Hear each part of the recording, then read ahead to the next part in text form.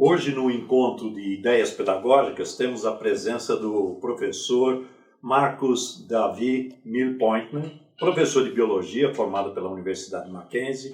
Atualmente, atua como coordenador de Ciências Naturais na Escola I.L. Peretz, em São Paulo. Obrigado pela sua presença, professor. Obrigado pelo convite, professor. É um grande orgulho de tê-lo aqui conosco, aqui no Professor Sem Fronteiras. E eu quero começar essa entrevista perguntando para você, na sua opinião, qual é a importância que o ensino de ciências tem para o desenvolvimento dos valores humanos? As ciências naturais, a biologia, a química, a física, a matemática associada a elas, faz com que o aluno possa entender o seu ambiente, entender a maneira como o ambiente se desenvolve e, a partir disso, o aluno também é capaz de entender como que ele, fazendo parte desse ambiente, pode intervir no ambiente para melhorar a sua qualidade de vida. A gente sabe que ao longo da história da humanidade, a ciência e a tecnologia nos trouxe muitos benefícios. Em contraposição, também trouxe muito desgaste para a natureza, trouxe muito impacto ambiental e isso precisa ser combatido. E vai ser combatido como? Através do conhecimento. E as ciências naturais fornecem ferramentas para que o ser humano consiga desenvolver melhor essa condição dentro do ambiente em que ele vive. Então você está me dizendo que o processo de humanização se parte a partir do ensino das mais diversas áreas do conhecimento. Exato. Entre eles, as ciências naturais. Exatamente. A gente tem que entender o ser humano de uma maneira holística. O ser humano faz parte do ambiente, o ser humano se relaciona com outros seres vivos e o ser humano se relaciona consigo mesmo. A partir disso, a ciência dá essa característica. Por muito tempo, o ser humano entendeu que ele era responsável pela natureza simplesmente para usufruir da natureza aquilo que ela poderia fornecer. Dificilmente o ser humano se olhou como parte da natureza.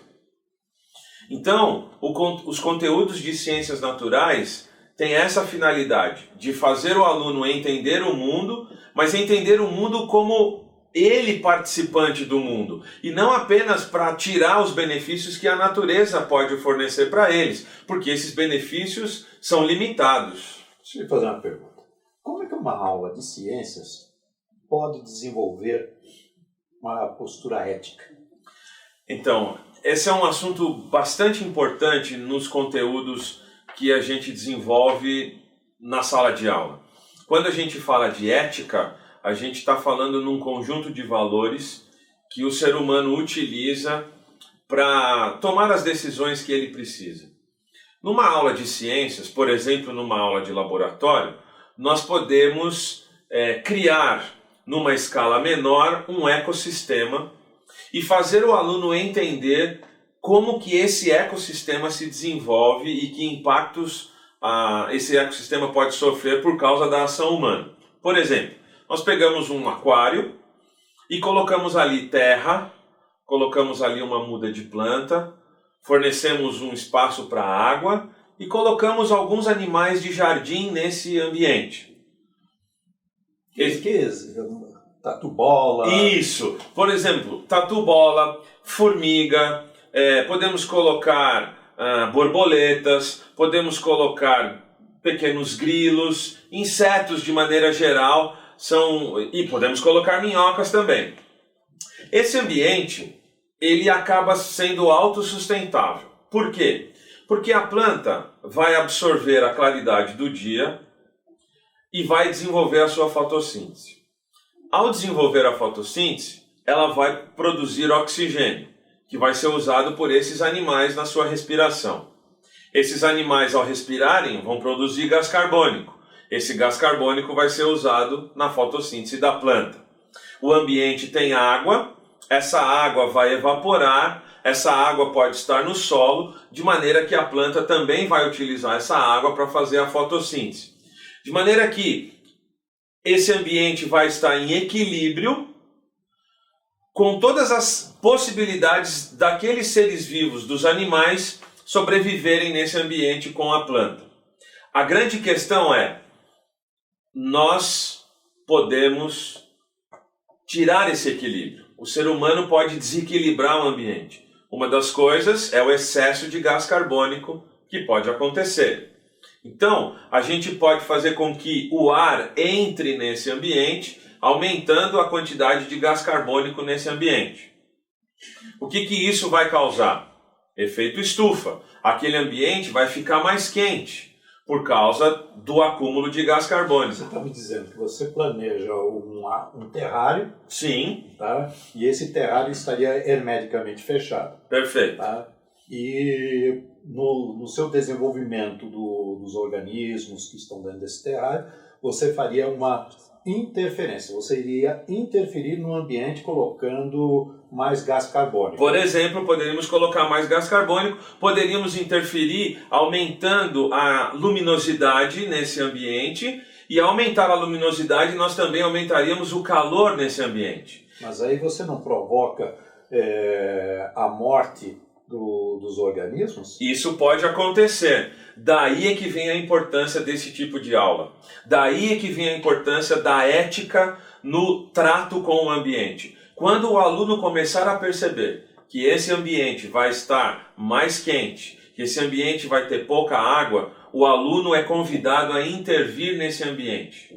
Por exemplo, se aumenta a concentração de gás carbônico, nós colocamos mais plantas, para que essas plantas possam absorver mais o gás carbônico e produzir mais oxigênio para os animais.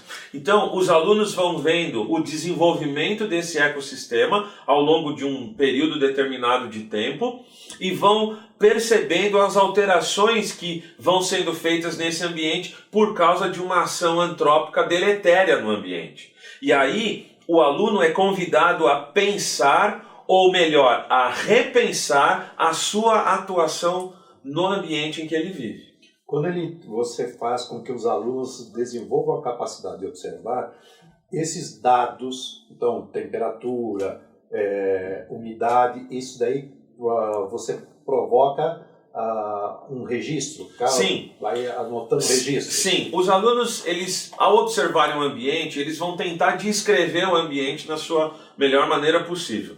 Todos esses parâmetros ambientais, como temperatura, umidade, luminosidade, índice de gás carbônico, todos esses parâmetros são analisados pelos alunos a partir dos dados que são recolhidos por eles. Eles fazem tabelas e vão vendo a evolução desse microambiente ao longo de um tempo determinado, como eu falei. Ao perceberem que as alterações começam a prejudicar o modo de vida dos animais, nós temos que intervir no ambiente, porque nós trabalhamos com a vida, nós estudamos a vida. E por conta disso, o conteúdo de ciências é apenas um gancho para que esse valor da ética com relação à vida, o aluno se aproprie dele.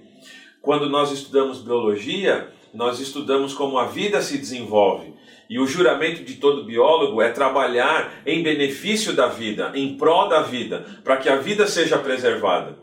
Então os alunos aprendem logo cedo nas aulas de laboratório a como intervir no ambiente de maneira satisfatória, a preservar a vida do ambiente, porque isso vai fazer com que a vida do próprio aluno seja melhor desenvolvida ao longo do seu tempo. Isso quer dizer que você já começa a ensinar os alunos a terem a capacidade de gestão ambiental. Ele conseguir observar em uma escala menor, e quando ele se tornar um adulto, ele saiba observar o que ele está fazendo, quanto que é a interferência dele no meio ambiente e as consequências que isso pode causar. Exatamente. A gente pega o microambiente e extrapola para um ambiente maior que o aluno está inserido. O aluno está inserido no colégio. Então, no colégio, a gente trabalha questões como reciclagem de lixo, menos produção de lixo, reutilização do material. O aluno está inserido no seu ambiente doméstico, em que ele também é incentivado a fazer em casa as mesmas coisas que ele faz aqui. O aluno está inserido num ambiente maior do seu bairro, ou da sua instituição religiosa, ou da sua agremiação esportiva, ou do clube que ele frequenta. Então, a ideia do conteúdo de ciências é aproximar esse conteúdo de ciências com a vida do aluno fora da escola. Eu vou lhe desafiar a uma pergunta. Quando você faz esse trabalho, você envolve outras áreas de conhecimento, como matemática, música, artes, você convida os alunos ou os seus colegas professores das outras áreas de conhecimento a lhe auxiliar nesse processo? Sim. Nós não podemos olhar o conteúdo de ciências apenas para ciências. Como eu disse, os alunos estão envolvidos num contexto que é muito mais abrangente do que a sala de aula e muito mais abrangente do que só o conteúdo de ciências. Então, quando a gente estuda, por exemplo, esse ecossistema que a gente constrói no laboratório, as informações de variação de temperatura, as variações de luminosidade são construídos gráficos em que a área de matemática vai trabalhar com os alunos o conceito do gráfico, o que é um gráfico, a leitura de um gráfico. Então, a gente tem visto ao longo do tempo questões de vestibular em que se o aluno não é capaz de ler um gráfico, de interpretar uma tabela, o aluno não consegue bem no vestibular. E mesmo no Fundamental 2, nós começamos com situações muito elementares para desenvolver no aluno este olhar também. Quando a gente fala de destruição do ambiente, nós temos que retomar os conteúdos de história da Revolução Industrial. A máquina a vapor, que trouxe enormes benefícios para a humanidade, também trouxe problemas para o ambiente. Então, nós retomamos o conteúdo de Revolução Industrial, por exemplo, retomamos o conteúdo de história e fazemos uma comparação de como era o ambiente naquela situação e como se tornou o ambiente depois da Revolução Industrial. Um exemplo clássico disso são as mariposas, né? A cidade de Londres tinha uma grande quantidade de mariposas claras, né? Porque elas estavam presentes no ambiente, o ambiente não tinha fuligem, não tinha sujeira, então as borboletas e as mariposas claras eram em grande quantidade. O que foi que aconteceu? Com a vinda da máquina a vapor, uma grande quantidade de fuligem ficou espalhada no ambiente. E essas mariposas claras começaram a ficar destacadas no ambiente, porque as árvores começaram a ficar mais escuras por causa dessa fuligem, dessa sujeira que impregnava o tronco das árvores. O que foi que aconteceu? Um desequilíbrio entre a quantidade de mariposas claras e as mariposas escuras, que começaram a ficar mais camufladas naquele ambiente mais sujo. E esse desequilíbrio, numa pequena escala, faz o aluno perceber a importância da sua atuação no ambiente em que ele está inserido. Isso quer dizer que as aulas de ciências elas são ministradas de forma interdisciplinar e transdisciplinar. Sim, os outros professores são convidados a participar dessas aulas e eu também sou convidado a participar das aulas deles. Por exemplo, quando a gente faz uma saída para o Instituto Butantan, ou para o Zoológico, ou para o Jardim Botânico, o material que os alunos levam para esses locais de visita, o material é feito em grupo, com todos os professores, cada um envolvendo a sua área, fazendo o aluno perceber a importância da totalidade do conhecimento humano no ambiente que ele está inserido, que ele precisa viver e tudo mais. Muito bom. Fico feliz.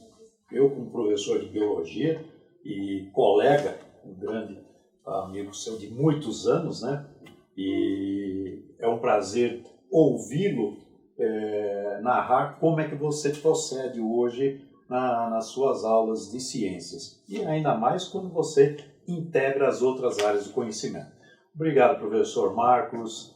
O Professor Sem Fronteiras agradece a sua presença. Qualquer coisa, pode mandar e-mails para consultas e até propostas de ideias pedagógicas para carlos@professorsemfronteiras.com. Não tem o BR, porque quem não tem fronteiras não pode ter BR. Até mais.